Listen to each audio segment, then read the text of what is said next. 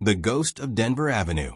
Before we dive into this story, hit that subscribe button, unless you're scared of the dark places America hides. Like, comment, if you dare. The screen fades to black. Denver Avenue was the kind of street where secrets lived longer than the people who kept them. At 2:14 a.m., under an orange street lamp flickering like it was shivering, a black SUV sped down the narrow alley behind a shuttered pawn shop. Its tires tore through rainwater and broken glass. Inside was a man the Denver Police Department had been hunting for nearly a year, Marcus Vex Vega, a name whispered like a curse in gang corridors from Chicago to Phoenix. Vex wasn't just a street figure. He was a strategist, a chess player who built an empire not from brutality, but from leverage. Every move he made felt calculated, almost practiced. And that's why the police had always believed catching him would require a miracle, or a mistake. Tonight, they got the latter. Two patrol officers, Martinez and Cole, were responding to a noise complaint a block away when they spotted the SUV barreling toward them. The moment Vega realized he'd been seen, he made a sharp turn, skidding onto a side street lined with abandoned row houses. The officers called for backup, but Vega was already halfway out of the vehicle, sprinting into a maze of crumbling brick and graffiti-tagged doors. Rain hit the ground in sheets. Every footstep echoed like a warning. Vex crashed into an old building whose windows had been broken years ago. Inside, dust floated through the air like slow-falling snow. The officers followed carefully, guns drawn, lights slicing through darkness. Then they saw him, standing in the center of the empty warehouse, back turned, hands raised. It was the first time Marcus Vex Vega had ever surrendered. Hours later, the interrogation room felt colder than the rain outside. Detective Rowan Hayes, a veteran with a scar that ran across his jaw like a permanent reminder, stared across the table at Vega. Hayes had chased the man for months, watched the crime scenes, the coded phone calls, the disappearances. But something about tonight felt different. Too easy. "You ran," Hayes said. "That's not your style." Vega smirked, leaning back. "Maybe I got tired of the view." Hayes didn't smile. He slid a file across the table. Inside were photos, surveillance shots, seized messages, maps with highlighted routes. "Your organization doesn't run without you," Hayes said. "You go down, the whole thing collapses." Vega shrugged. Maybe it's already collapsed. There was something strange in his tone, almost resigned. But Hayes didn't have time to dissect it. Prosecutors had mountains of evidence, enough to lock Vega away for the rest of his life. A week later, the verdict came fast: multiple counts of racketeering, conspiracy, narcotics distribution, and accessory charges. The sentence: life, without parole. The destination: ADX Florence, the place where America sends the criminals it wants forgotten. But here's where the story twists. On the bus to Colorado, surrounded by U.S. Marshals and shackled tighter than steel could bend, Vega didn't look beaten. He didn't even look afraid. He stared out the window as if he'd been expecting this outcome, or planning for it. And for a man known for being unpredictable, the most unpredictable thing he could do was let himself be caught. 3 days later, when the gates of ADX Florence opened, the man who walked inside was not the same man Detective Hayes had hunted. Something had shifted. The stillness in Vega's eyes was cold but focused, like he'd arrived at the exact place he needed to be. As if the prison wasn't a punishment, but a mission. Inside those concrete walls, 2 stories emerged at the same time. The one written in the courtroom, and the one Vega carried silently with him. The prison's orientation officer, a stern woman named Deputy Warden Frazier, watched him closely. Most inmates resisted the psychological pressure of solitary confinement immediately. Vega, however, walked into his cell like a man entering a hotel room he'd reserved. He placed his hands on the concrete wall, felt the vibrations, counted the steps from one end of the cell to another, memorized the height of the little steel mirror, observed the slot where meals would slide through. He inspected everything the way an engineer inspects blueprints. Later that night, the guards noted something unusual. Rather than pacing or shouting like many new arrivals, Vega sat cross-legged on the floor, drawing something with his fingertip into the thin layer of dust, shapes, diagrams, symbols, blueprints. But no one could tell what they were. Meanwhile, hundreds of miles away, Detective Hayes received a call that froze him in place. Something had happened in Denver. Something huge. And it was tied to Vega. Evidence Hayes had been counting on: files, cache ledgers, data hard drives, all gone. An entire safe house had been torched clean. No fingerprints, no footprints, no security footage. Someone had wiped Vega's criminal past clean. But why after he'd already been sentenced? Hayes stared at the smoking remains of the safe house and muttered two words: inside job. But he didn't know how right he was. Not yet. What Hayes didn't know, what no one knew, was that Vega's surrender wasn't an accident or a defeat. It was the beginning. And in a concrete box inside ADX Florence, Marcus Vex Vega whispered to himself, Phase 1 complete. The blueprint behind bars. The first week inside ADX Florence breaks most men. The silence alone is a punishment the mind wasn't built to hold. The steel doors, the sealed concrete, the constant hum of hidden ventilation. It presses against your skull like invisible hands. But Marcus Vex Vega didn't break. He adapted. And adaptation is how legends begin. 3 times a week, inmates were escorted, shackled, isolated, watched, to tiny, fenced-in recreation cages barely larger than the cells they came from. No contact. No conversation. Just sky and concrete. Yet Vega never used his hour for exercise. Instead, he sat on the far end of the yard, eyes narrowed, studying the prison itself. Every guard rotation, every camera position, every timing gap, every echo that traveled further than it should. It wasn't interest. It was analysis. Deputy Warden Frazier had her eye on him. She'd seen masterminds, killers, gang leaders, and fanatics. But Vega was something different. He wasn't angry. He wasn't erratic. He wasn't even restless. He was observing. On the 10th morning, during a routine meal delivery, Officer Mallory noticed something strange. Vega had arranged his breakfast items, a piece of bread, an orange, and a pat of margarine, into the shape of a grid on the steel table. Planning a picnic? Mallory joked. Vega looked up with a faint smile. Planning, he said. Mallory reported it immediately. Frazier watched the surveillance clip 3 times. She didn't like it. In her experience, quiet meant danger. She ordered an unscheduled cell inspection. What they found didn't make sense. There were no tools, no contraband, no messages, just small, almost invisible markings scratched into the wall, straight lines, arrows, measurements, angles. It looked like madness. But to Vega, it was the foundation. Meanwhile, in Denver, Detective Rowan Hayes was unraveling. Every piece of evidence that tied Vega to his criminal network had vanished, burned, stolen, deleted, as if someone had followed Hayes' entire investigation and erased it step by step. Someone who knew the system. Someone with access. Someone who wanted Vega to enter ADX with a clean slate, or at least no trail leading back to his true motives. Hayes returned to the charred safe house and crouched near the ashes, brushing soot off a piece of metal. It was a hinge attached to what used to be a hidden lockbox welded into the floor. Whoever did this found it on the first try. That meant they had help.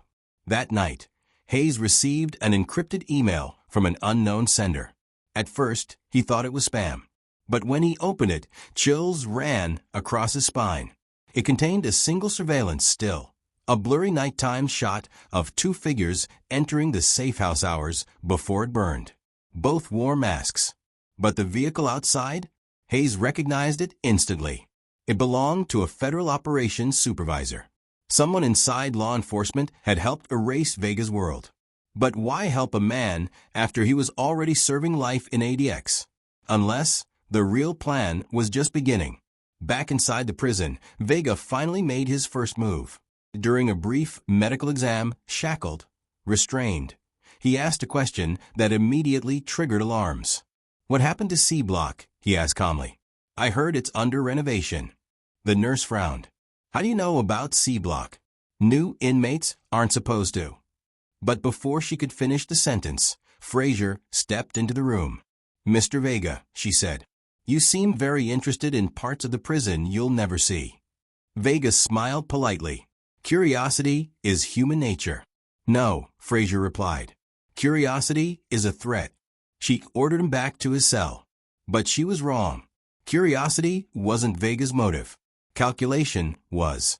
2 nights later, Vega tapped lightly on his wall. 1 tap. Pause. 2 taps. Pause. 3 taps. At first, it seemed random. But down the corridor, someone responded, barely audible. Tap, tap, tap. In ADX, communication is impossible. But not for people who prepared before they arrived. The man responding was inmate Devin Pierce, a former engineering prodigy who had been convicted of designing surveillance-proof networks for criminal enterprises. Pierce was known as Ghostwire, a man whose encryption techniques still baffled federal analysts. He and Vega had never met on the outside, but they shared connections. Connections that arranged for them to land in adjacent cells. Phase 2. Pierce tapped. Soon, Vega tapped back. And beyond the concrete walls, Hayes followed the encrypted email trail until it led him somewhere he never expected. A storage unit rented under a fake name, containing a single item. A binder filled with detailed architectural renderings of ADX Florence. Not public blueprints. Not leaked documents. Custom-made diagrams. Hand-drawn.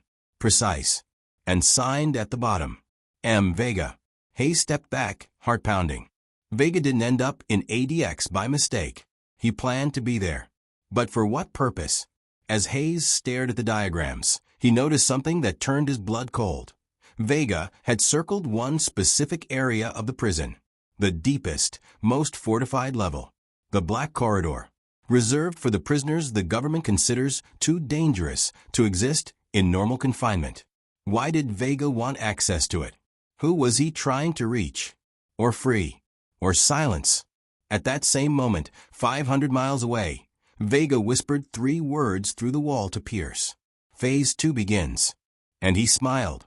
Because, for the first time since entering ADX Florence, everything was going exactly according to plan. The Black Corridor. Morning in ADX Florence never feels like morning. There's no dawn glow, no sunrise bleeding through windows. Just cold, artificial light humming to life, as if the prison itself were waking up to watch its captives. But on this morning, the air felt different, charged, restless, tense. Marcus Vex Vega sat on the edge of his concrete bed, hands folded, breathing slow and controlled. Today was the day. Not escape. No, something far more calculated. Across the wall, Devin Ghostwire, Pierce tapped the signal they had practiced for days. Tap, tap, tap, tap. Vega responded with 2 short taps. Phase 2 was live. Deputy Warden Frazier sensed it before she knew it. A shift. A wrongness. She watched the monitors, brows furrowed. Inmates in C-Unit were too still. The silence felt forced, unnatural. Prisoners were unpredictable. Chaos was the norm. Quiet meant collusion. She ordered 2 guards to double-check the wing. As they approached Vega's cell, Officer Mallory glanced at the tiny steel-framed window. Vega sat very still, staring straight ahead, almost as if he were waiting for something. Mallory swallowed hard. "Vega," he said, forcing confidence into his voice. "You good in there?" Vega turned slowly, his eyes calm and calculating. "Always." Mallory felt his stomach twist. He hated that answer. The guards moved on. But they had already missed the first sign. Behind Vega's bed, hidden beneath flaking paint and concrete dust, was a hole no bigger than a pencil eraser. One Pierce had carved using nothing but a metal button, water, and time. Through it, a nearly invisible string of wire, smuggled internally, then extracted, connected their cells. Not enough to break out. Just enough to transfer information. Triggers. Timing. Signals. The blueprint Vega had drawn years ago was alive. Meanwhile, Detective Rowan Hayes barreled down a highway toward Florence, Colorado, sirens slicing through the wind. He had been up for 22 hours, piecing together the truth no one else wanted to see. Vega wasn't dismantling his empire. He wasn't being silenced. He wasn't seeking redemption. He was executing the next phase of it. The binder he found showed not just escape routes, but airflow systems, emergency lockdown protocols, and guard rotation algorithms. Vega knew everything about ADX, more than any inmate should. Hayes wasn't racing to catch Vega. He was racing to stop whatever Vega came to ADX to do. And the clock was almost out. Back in the prison, at exactly 7:14 a.m., Vega lifted his food tray and pushed a small piece of folded foil into the air vent. Pierce did the same. The foil papers, stripped from food deliveries, carried graphite patterns that acted like crude signal disruptors. A low hum vibrated through the walls. For 2 seconds, no more, the camera feed in their tier flickered. 2 seconds. Exactly the gap Vega predicted. 2 seconds was all they needed. Pierce slid something through the wire hole, a folded strip of paper, coated in a mix of soap and ashes to make it flexible. Vega unfurled it with steady hands. Inside was a list of 3 inmate names. Black corridor inmates. All men who once controlled empires of crime, corruption, or influence. All men whose silence kept a dozen criminal networks from rising again. All men Vega once worked with or against. One name had a red mark next to it. Vega whispered it under his breath. Solomon Gray, a former intelligence operative turned underground strategist, a ghost in every sense. Gray had built operations in 3 continents before being captured and entombed in ADX's deepest level. For years, the government claimed he had gone insane. But Vega knew better. Gray wasn't insane. He was waiting. And Vega needed to reach him. Not to break him out. Not to kill him. But to activate him. At 7:16 a.m., Frazier noticed the flicker. 1 second of static on C-unit cameras. She leaned forward. Another flicker. 2 seconds this time. Her heartbeat quickened. Lock down C-unit, she ordered. Now. Sirens blared. Steel doors slammed. But Vega smiled. He knew the protocol. Locking down C-unit meant diverting 3 guards from the lower levels, specifically from the corridor leading toward the service elevator. Exactly what he needed. He stood, stretched his fingers, and waited for the final move. Hayes burst into the administrative wing of ADX, panting, badge out. "Where's Frazier?" he demanded. "Now." They rushed him to the surveillance center, where Frazier stood frozen before the screen. Vega stared up at the camera, smiling. Hayes felt the bottom drop out of his chest. "Oh God," he whispered. "He's not trying to escape." Frazier shot him a look. "Then what the hell is he doing?" Hayes swallowed. "He's going deeper." Frazier's eyes widened. "Black corridor." Hayes nodded slowly. "He's going after Solomon Gray." At 7:19 a.m., a guard responded to what he thought was a medical emergency in Pierce's cell. Violent shaking, gasping, convulsing. A perfect performance. And a perfect distraction. As the guard crouched to help Pierce, Vega quietly stepped forward, hands behind his back, waiting. The guard glanced into Vega's cell, empty. "What the?" The guard looked down. Vega was lying on the floor, unconscious. Or so it seemed. The guard cursed, reaching for his radio. That was Vega's cue. He lunged. 2 movements. No weapon. Just precision. He didn't harm the guard, only knocked him back, grabbed his wrist device, and activated an emergency override. The doors to the lower tier clicked, unlocking for exactly 4 seconds before sealing again. 4 seconds. Just enough for Vega. He was gone. He reached the lower stairwell, footsteps silent and controlled, descending deeper than any inmate had gone voluntarily. Deeper than any inmate was allowed. Level by level, the prison grew colder, quieter, thicker with dread. Then he saw it. A door with no label, no window, no markings. Just a number etched into the steel. 0 to 9. The black corridor. Vega placed his palm against the cold metal. On the other side of this door was the man he'd come for, the man whose mind could resurrect an empire or burn one to ashes. And Vega whispered, almost reverently, "It's time, Solomon." As the red light above the door flicked from lock to open, triggered by the stolen wrist device, Vega stepped forward and vanished into the darkness. They thought ADX Florence swallowed men whole. But Marcus Vex Vega wasn't disappearing. He was ascending, becoming something far more dangerous. A legend built in concrete and silence. And the world had no idea what was coming.